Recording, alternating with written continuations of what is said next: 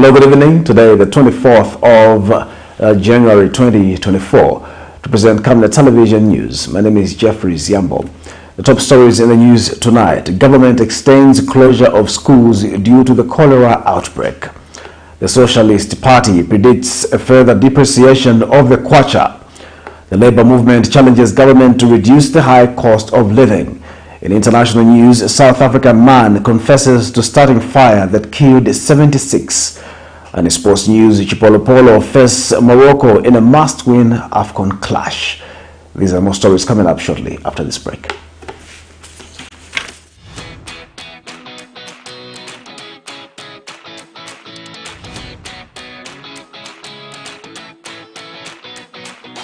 It's a January back-to-school promotion bonanza at Darren Bay. Take advantage of our massive price discounts and turn your wonderful school-going kids into stars. With a cornrows hairstyle going at only 30 kwacha for kids below 13 years and 50 kwacha for kids above 13 years, your child is guaranteed that neat and trusted, classy look. This curly, knotless hairstyle is going for as little as 150 kwacha from as high as 200 kwacha, wigs included. Now that's a classy saving. The sleek ponytail going at 80 kwacha from 120 kwacha makes your little one look like a true princess. Gift your pretty one with this lovely natural twist for as low as 60 kwacha from 100 kwacha, beads included. Now that's a cute saving. Your princess will look stunning in this curly ponytail at only 90 kwacha from the original 110 kwacha. Now that is a great deal.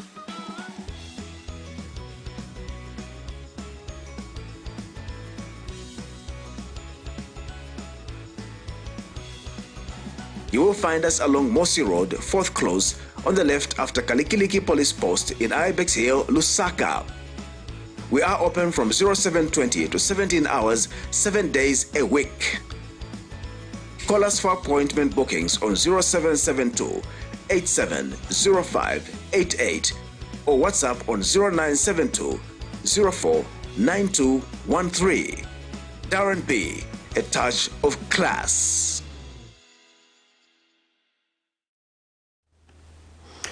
Hello again. Now the news in detail.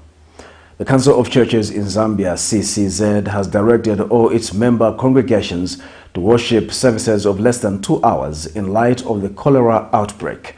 CCZ General Secretary Emmanuel Chikoya has stressed that the cholera outbreak is attributed to poor hygiene and not spiritual attacks. Father Chikoya has since advised church members to adhere to all recommended cholera preventive measures to help combat the further spread of the disease. Toilets, as well as clean and safe drinking water. We strictly urge all members to avoid handshakes, hugs, and communal foods. Provide adequate hand washing facilities and hand sanitizers at church entry and exit points. Individual members should be encouraged to get their own sanitizers for use during this period. Let's take personal responsibility for our welfare and make issues of hygiene a lifestyle and not a one-off event, always in crisis responses like the rain season.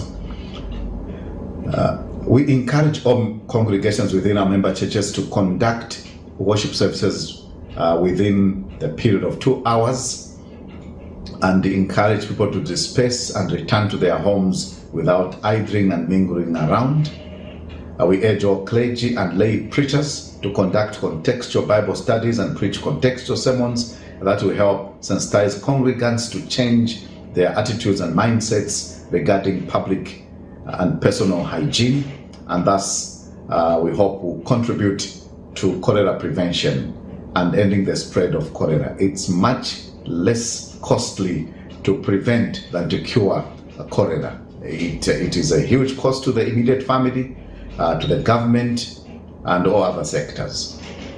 We encourage all members and general citizenry to take advantage of an ongoing cholera vaccination campaign and get vaccinated against cholera. Remember, prevention is better than cure. We implore all stakeholders, with a special plea to politicians, to rise above the constraints of politics and join hands in the fight against cholera. This is a time for unity and shared responsibility.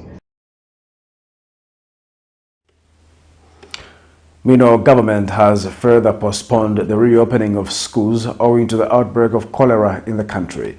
Minister of Education Douglas Yakalima announced during a press briefing Wednesday that schools and colleges of education, both public and private, will now reopen on the 12th of February 2024. Mr. Siakalima, however, indicates that to recover on the lost time, the academic calendar will run from the 12th of February 2024 to Friday, 26 April 2024 as Term 1, while Term 2 will run from the 6th of May 2024 to the 9th of August 2024, and Term 3 will run from the 2nd of September 2024 to Friday, 6th December 2024. The Education Minister has since called on all stakeholders to cooperate and adopt the alternative measures which have been made available to keep the pupils busy. All public, private, aided and community schools and colleges have been adjusted as follows. 1. Schools and colleges will open for Term 1 on Monday, 12th February 2024 and will close on February 26th April 2024. 2. Schools and colleges will open for Term 2 on Monday, 6th May 2024 and will close on Friday, 9th August 2024. And 3. Schools and colleges will open for Term 3 on Monday, 2nd September 2024 and will close on Friday, 6th December 2024. The Ministry wishes to inform the nation that alternative modes of learning that have been put in place by the Ministry of Education should be utilized and ensure that learners are kept constructively busy. Let us work together to fight cholera. And the National Union of Public and Private Educators of Zambia has called for a cautious approach in order to avoid the further spread of cholera. Union General Secretary Charity Tembo tells Camnet TV News that schools must ensure that they put in place stringent measures to protect the children and the teachers from the disease. Ms. Tembo further underscored the need to ensure that schools are ready to accommodate pupils and teachers with clean toilets and hand-washing bays. Ms. Tembo says as a union, they are happy that the government has released funds to ensure that schools are well prepared before schools reopen. She says this shows that government is committed to ensuring that schools are ready to reopen. We are good to go with the opening of the schools. That is on the 29th January, of course, this year 2024. But then we need also to look at the way the numbers are rising. That is also threatening. Here we are dealing with the lives of our children, not only our children, the learners, but also our teachers there. It is something that we need to manage it well. If everything, or rather following the guidelines, is well managed and done, I think there will be no problem. But then, if nothing is done in our schools, better we wait not until the numbers go down. Otherwise, the key thing is protecting our lives that we have in our schools. And of course, maybe let me take this advantage of also commending government, because monies have been released in these schools where our head teachers are supposed to purchase disinfectants and make sure that there are water points all over and all that, which is very good. But then this is not only enough. It is not enough in a sense that we have stakeholders around. Can we all move in and fight this thing together? Let us not just leave it to government. Of course, we have seen people that have done contributions. They've bought this, that, disinfectants, chlorine, and so forth. That is job well done. If anything, as Nupes, kudos to you people, and this is how it ought to be. But then in opening, still I'm getting back. This week is preparedness. Those that have not done enough, can we do enough? Because we are only remaining with few days to go. Petauke Central Member of Parliament Emmanuel Banda has charged that the move by the Petauke Town Council to remove vendors from the streets is ill-advised. Mr. Banda told Camnet TV News that the council should have consulted all relevant stakeholders, including the vendors, before taking such an action. He wondered how the council can remove vendors from the streets without giving them alternative trading places. Mr. Banda says the council must understand the economic hardships that people are going through before tampering with their source of income. He says currently people, especially street vendors, are struggling to raise money to take their children to schools, and removing them from the street is a high blow for them. Before removing those street vendors, let's find first where to take them, because remember their capital which they have, it's a hand to mouth. The profit is every day, whatever profit they're making every day. That's what they're able to feed their families, even to educate their families, even to facilitate healthy care to their families. So what we need is first to find where to take them, not just removing. Because as you are removing, which means now you are making the society now to be a danger. Why making a society to be a danger? It's because now those, when they're just sitting, 100 people when they're sitting, they don't have what to do. What next? They'll plan with a lot of things will come. Remember, the youths are very difficult people to keep. So if you don't keep them busy, which means one, now they'll start drinking beer, they'll start stealing, they'll start involving themselves into a lot of things. So that we should avoid, and that is a danger to the society. So before it's a danger to the society, first, before we remove them, let's find them where to take them. The House of Chiefs has expressed concern with the growing tendency of traditional leaders not to reside within their chiefdoms, as some opt to live in towns. House of Chiefs Chairperson, His Royal Highness Chief Chisonka, says the gesture to reside outside chiefdoms leaves a leadership vacuum, prompting some individuals to take advantage of the absenteeism of the chief to create instability for the chieftaincy. Meanwhile, His Royal Highness Chief Chisonka has commended government for embarking on a number of development projects to improve the livelihoods of citizens. The House of Chiefs has noted with concern the rising number of chiefs not presiding within their chiefdoms. Chieftains, like any other institution, is governed by rules and regulations. Traditionally, these rules and regulations dictate that a chief must reside within his or her chiefdom.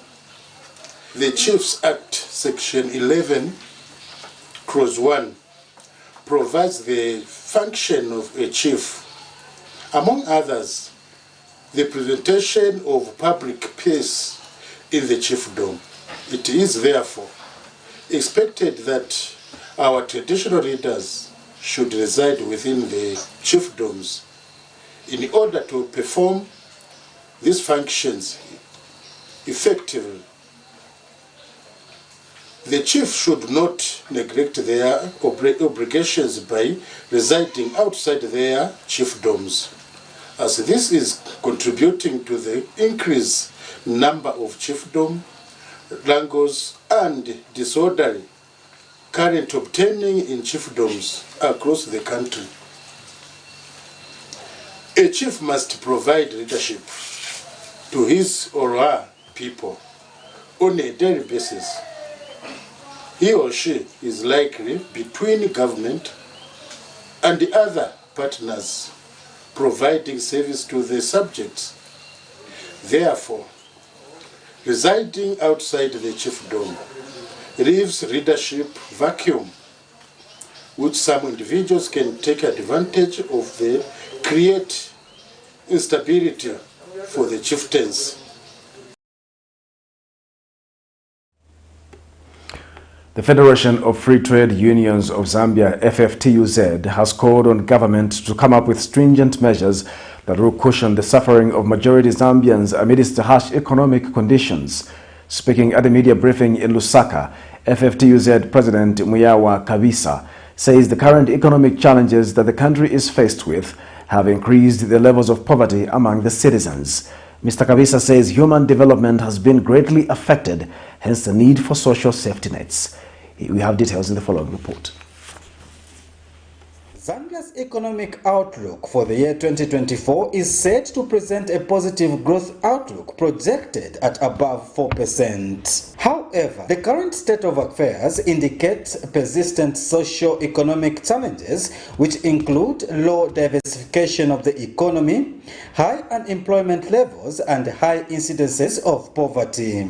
According to the Zambia Poverty Analysis Report, about 48% of the population is grappling with extreme poverty. With these continued economic challenges that the country has been grappling with, several stakeholders have continued to give advice to government on how the situation can be improved. The Federation of Free Trade Unions of Zambia, FF2UZ, says the situation has increased levels of poverty among citizens. Speaking at a media briefing in Lusaka, FF2UZ President Muyawa Kabisa says the Federation expects to see a reduction in the cost of living.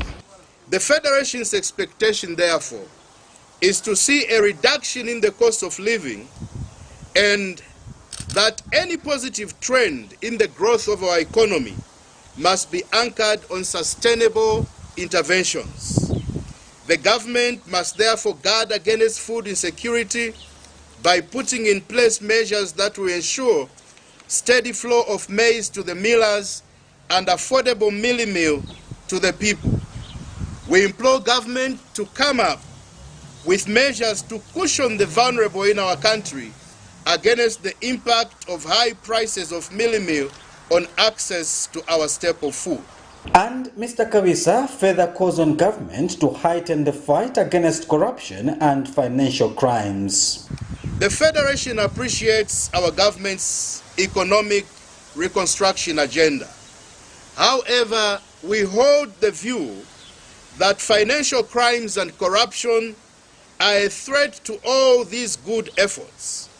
We can vouch as a federation that whatever gains our economy may register in the year 2024 and beyond, if the fight against corruption and financial crimes is not heightened, all these gains shall be eroded.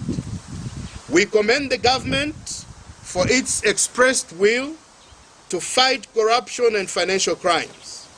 This is what a responsible government must do, as these vices punch big holes in the assets of most countries. Meanwhile, the Federation President has called for continued peace and unity as the country is faced with the economic challenges. As our country faces these challenges, unity among all of us is cardinal. Years ago, the harmony and unity among the people of Zambia was highly acclaimed by those that came in from other countries as visitors or those that came in as business persons. However, we seem to be losing it as a country. Tribalism and nepotism are eating the very core of our unity as a people. This cancer, ladies and gentlemen, seems to be spreading. If not stopped, every citizen and every system of government shall be affected. And the end result is that lawlessness shall become the order of the day. Marco Kwakozi reporting for Camnet TV News in Lusaka. The opposition Socialist Party has urged the United Party for National Development UPND administration to apologize for the unfulfilled promise of strengthening and stabilizing the kwacha. Party Deputy Secretary General Antonio Mwanza is disappointed that the kwacha is currently trading at 26 kwacha against $1 United States dollar. He has predicted that in the next 2 weeks, the exchange rate may hit 30 kwacha against $1 US dollar. Mr. Mwanza tells Camnet News that there are no substitutes to addressing the kwacha volatility apart from increasing production. He says Zambians and the business community must prepare for a tougher year in 2024 as prices of fuel are likely to be pushed upwards this month, leading to an increase in commodity prices. The kwacha has continued to be under severe pressure, trading beyond 26 kwacha against one United States dollar. And in economic terms, this also means that the country is not earning more dollars through trade. What we have right now is very limited and thin supply of dollar in the market. That's the reason why we are having kwacha having that effect of losing. Making enhanced production a necessity that is instrumental in strengthening the local currency. The stabilization of operations at Mopani and Konkola copper mines is among interventions expected to contribute to a positive economic outlook, but government critics remain doubtful, and Socialist Party Deputy Secretary General Antonio Mwanza is disappointed that the kwacha has continued to depreciate despite the current administration assuring a stable currency. So what we need to do now is, first of all, President Hakainde Hichilema must apologize to the people of Zambia that when he was making those promises, he didn't know what he was talking about because he has never been in government. It is now that he's in government and he has failed terribly to deal with the issues affecting the Zambian people. Remember that he had a press briefing which had 4 hours 26 minutes. And in that press briefing, he didn't tell the Zambian people what he would do for them to change the economic sufferings for 2024. We want to make it clear to the Zambian people that 2024 will be harder than 2023. That the prices of milling, sugar, food, transport, it will continue to increase. Mr. Mwanza tells Camnet News that there's no substitute to addressing the kwacha volatility apart from increasing production. The government doesn't have a solution to the high inflation. They don't have a solution to the collapse of the kwacha. The mathematics in economics is very simple. If you want the kwacha to gain value, the simple thing to do is to increase production. The more you produce, the more you export, the more foreign exchange you have. It's an issue of demand and supply. We have less dollars in the market because we're not producing anything as a country. However, Minister of Finance and National Planning, Dr. Stumbeko Musokotwane, has been assuring that the economy will be back on track for the year 2024. Obviously, also hopeful that the economic performance in 2024, we should see improvements. Patrick Soko, Camnet News.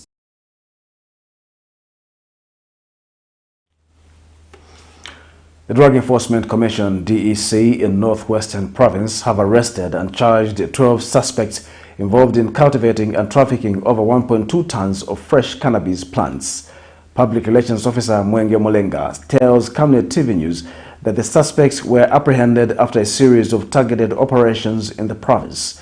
Meanwhile, in a separate incident, 3 juveniles were apprehended in the Zambia compound of Solwezi for trafficking 534 grams of loose cannabis.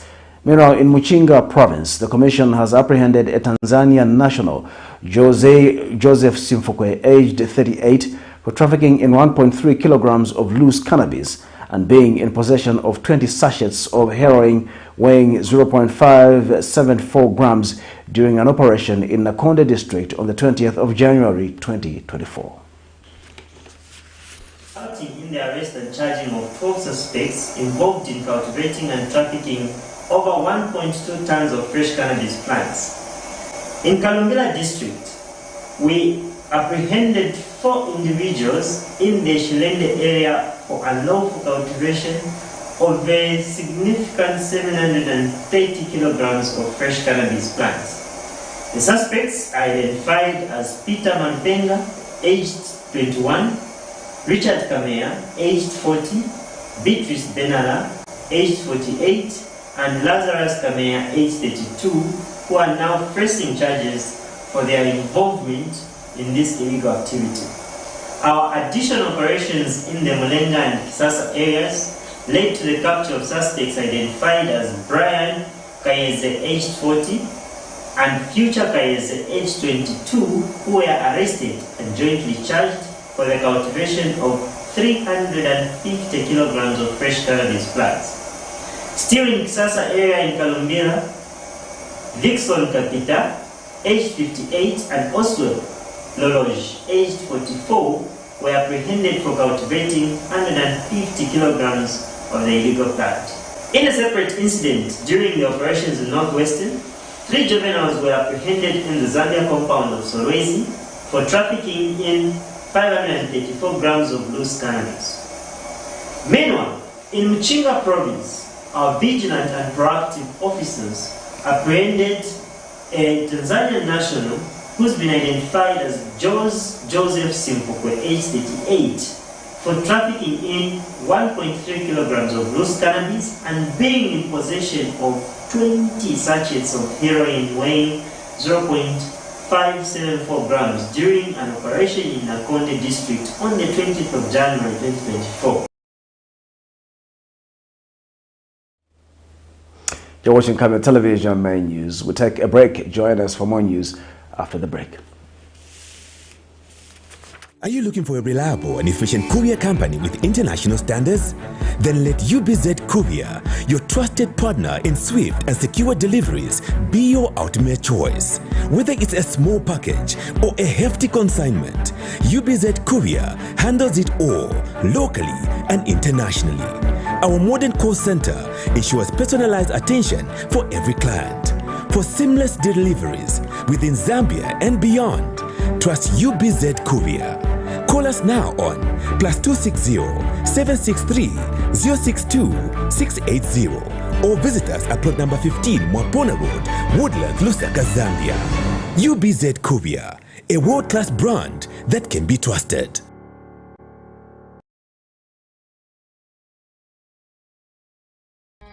Potatoes, the unsung heroes of flavor. From crispy chips to creamy mash, potatoes are the versatile superstars of your kitchen. Grown with love by our dedicated workforce drawn from around the community of Palavana. Savenda Farm's commitment is to see to it that we have potatoes that are grown right, healthy, big and tasty. For that quick fix or big celebration or that meal that brings family together, top chefs rely on the Savenda potato to create culinary masterpieces. And for others, it's that icebreaker to a delightful conversation. So, embrace the magic of Savenda potatoes. They're not just a side dish, they're the heart and soul of your kitchen. Savenda, save nations, develop Africa.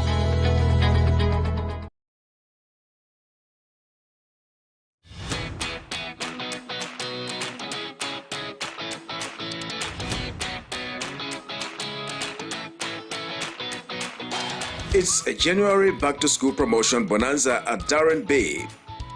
Take advantage of our massive price discounts and turn your wonderful school-going kids into stars. With a cornrows hairstyle going at only 30 kwacha for kids below 13 years and 50 kwacha for kids above 13 years, your child is guaranteed that neat and trusted, classy look. This curly, knotless hairstyle is going for as little as 150 kwacha from as high as 200 kwacha, wigs included. Now that's a classy saving. The sleek ponytail going at 80 kwacha from 120 kwacha makes your little one look like a true princess. Gift your pretty one with this lovely natural twist for as low as 60 kwacha from 100 kwacha, beads included. Now that's a cute saving. Your princess will look stunning in this curly ponytail at only 90 kwacha from the original 110 kwacha. Now that is a great deal.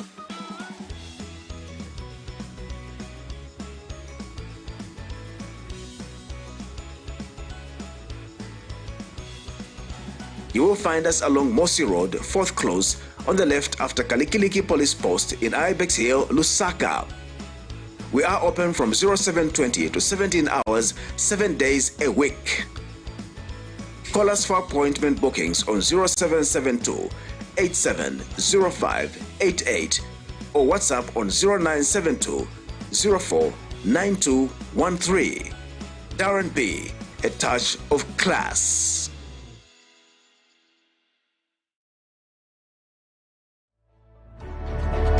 Water is life. Each drop counts and each must be cherished. Our tried and tested product meets all international standards.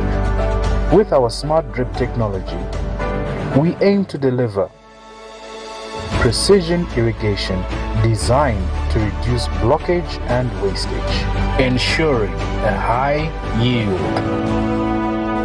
Renglow, your smart irrigation partner.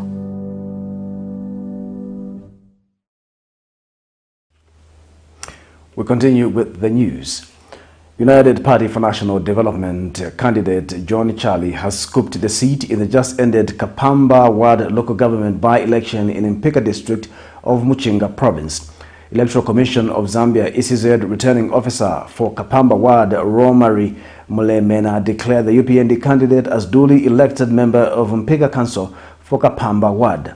Ms. Mulemena disclosed that a total number of 1,095 votes were cast, out of which the UPND candidate John Charlie got 556 votes, followed by the United Prosperous and Peaceful Zambia UPPZ candidate Clayton Mulenga with 268 votes. And Mpika District Electoral Officer Samuel Musenga described the election as peaceful. He added that the by-election was conducted in a peaceful manner and the atmosphere was peaceful without any violent acts recorded. And Muchinga Province Minister Henry Sikazwe is happy that the UPND have scooped the seat. The provincial minister has also hailed the people of Kapamba for holding a peaceful and violent-free election. The Zambia Center for Inter-Party Dialogue, ZCID, has commended political parties for peaceful campaigns that have been characterized Mayembe Ward by-election in Showangandu district. Organization Executive Director Doreen Kabwe says the center is hopeful that the peaceful environment exhibited during the campaign period will continue in future by-elections to enrich Zambia's democratic credentials. Ms. Kabwe has since called on all political parties to respect the rule of law and to take all necessary measures to protect civilians and safeguard public infrastructure in areas where by-elections are taking place. ZCID, we would like to commend political parties for the peaceful campaigns that characterized Mayembe by-election in Showangandu district. We are hopeful that this peaceful environment exhibited during the campaign period will continue in future by-elections and will enrich Zambia's democratic credentials. As a center, we remain committed to promoting peace and stability in the country, and we wish to call on all political parties to continuously engage in dialogue for peaceful resolution of disputes whenever they arise. We further call on political parties to respect the rule of law and to take all the necessary measures to protect civilians, as well as safeguarding public infrastructure in areas where by-elections are taking place. And so we are confident that the people of Mayembe have exercised their democratic right to vote. A state witness has testified before the Lusaka Magistrate Court that he reported accused independent Lumezi area member of parliament Munia Zulu to the police after watching a video where he disrespected the people of Wengwa. 39-year-old Joseph Kasonka, a trade unionist president, was testifying in a case where Mr. Munia Zulu is accused of disrespecting the people of Wengwa in Southern Province. The witness told Magistrate Emma Masoja that he went to lodge a complaint after watching the accused on TV. In this matter, allegations before court are that the lawmaker on the 28th of March issued a statement where he claimed that a villager from Lumezi is more intelligent than villagers from Wengwa. The alleged utterances were made shortly after his release from custody. The matter has been adjourned to the 28th of February 2024. This is Camnet Television Main News. We'll take our final break. Join us for international sports news after the break.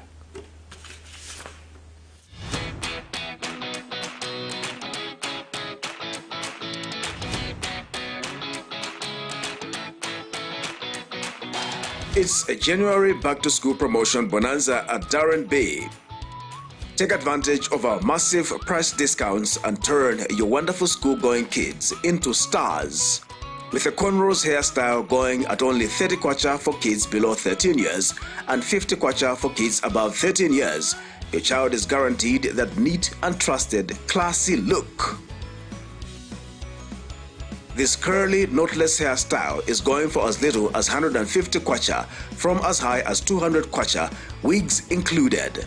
Now that's a classy saving. The sleek ponytail going at 80 kwacha from 120 kwacha makes your little one look like a true princess.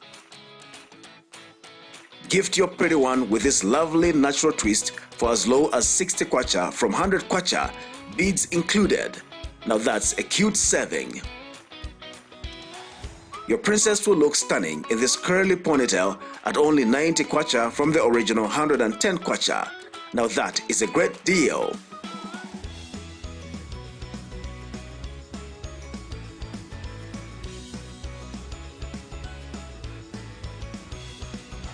You will find us along Mosi Road, 4th Close, on the left after Kalikiliki Police Post in Ibex Hill, Lusaka. We are open from 0720 to 17 hours, 7 days a week. Call us for appointment bookings on 0772 870588 or WhatsApp on 0972 04 9213. Darren B, a touch of class.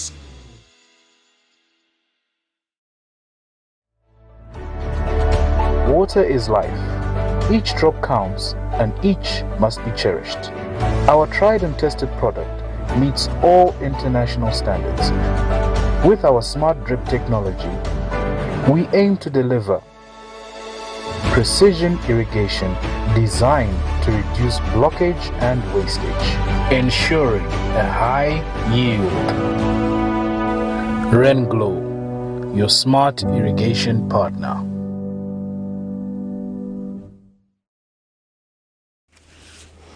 And now in international news, a man was arrested in South Africa on Tuesday and will face 76 counts of murder after telling an inquiry that he started a deadly building fire in Johannesburg last year.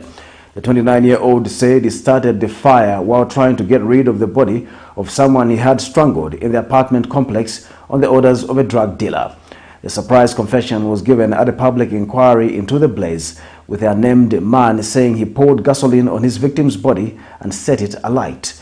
The inquiry is looking into what caused the fire and what safety measures might have resulted in so many people dying. Here's a roundup of international news for more.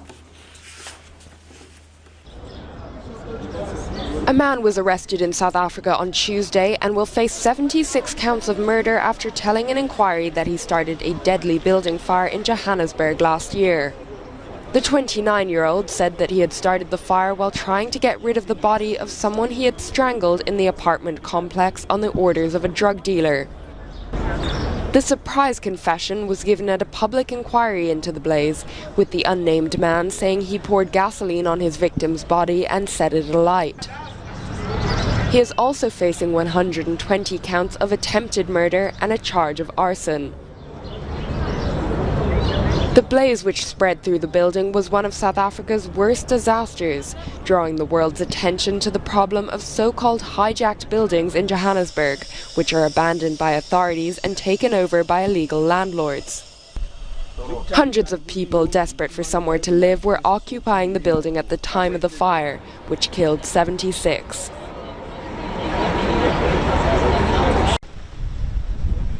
The ongoing crisis in the Red Sea is having a profound impact on the southern Israeli port of Eilat, which has experienced around $3 billion in direct economic losses, as its key import and export business has been brought largely to a halt by Houthi attacks. The port is southern Israel's only outlet to the Red Sea and one of the country's most critical trade ports. All the cargo that come to Eilat through Bab el-Mandab from the Far East, it's mean China, Japan, Korea, India, is not coming because the ships are afraid to go through Bab el-Mandab. So we don't have any ships anymore from the 1st of December. The port mostly deals in the import of automobiles and the export of potassium fertilizer to the Asia-Pacific region. The crisis is also threatening Israel's two other international ports, with the transshipment scope of all the country's ports reduced by 70%. Self-styled Kenyan pastor Paul Mackenzie, his wife, and 93 other accomplices were charged with manslaughter at the Mombasa Law Court on Tuesday. All pleaded not guilty to the 238 counts of manslaughter allegedly committed between January 2021 and February 2023. A total of 429 members of Mackenzie's Good News International Church died. The bodies were discovered in dozens of shallow graves on an 800-acre ranch in a remote area known as Shakahola Forest in the coastal county of Kilifi. The graves were found after police rescued 15 emaciated church members who told investigators that Mackenzie had instructed them to fast to death before the world ends. Autopsies on some of the bodies found in the graves showed they died from starvation, strangulation or suffocation. According to local media, the magistrate ruled Tuesday for the 95 accused to appear before the court on February 13th, where he would give his judgment on bail and bond terms.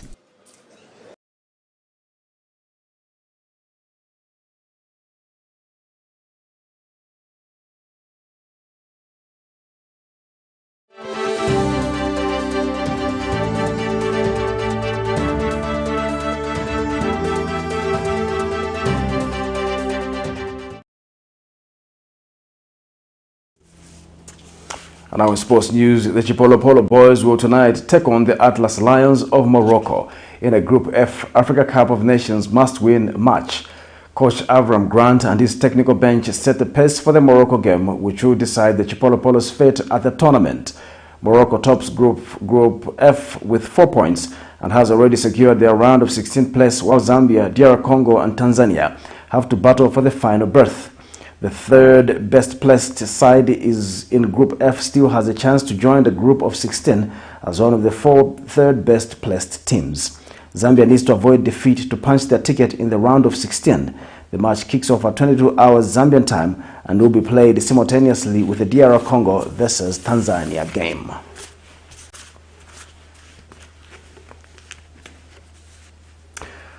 All the best to the Chipolo Polo boys in tonight's encounter. To end Camnet Television main news, the top stories once again. Government extends closure of schools due to the cholera outbreak. The Socialist Party predicts a further depreciation of the kwacha. The labor movement challenges government to reduce the high cost of living. In international news, South African man confesses to starting fire that killed 76. And in sports news, Chipolo Polo faces Morocco in a must-win AFCON encounter. We now look at the Camnet verse of the day, which is coming from the book of Isaiah 40, verse 29. He gives strength to the weary and increases the power of the weak. Thank you for watching Camnet Television Menus. My name is Jeffrey Ziambo. Good night.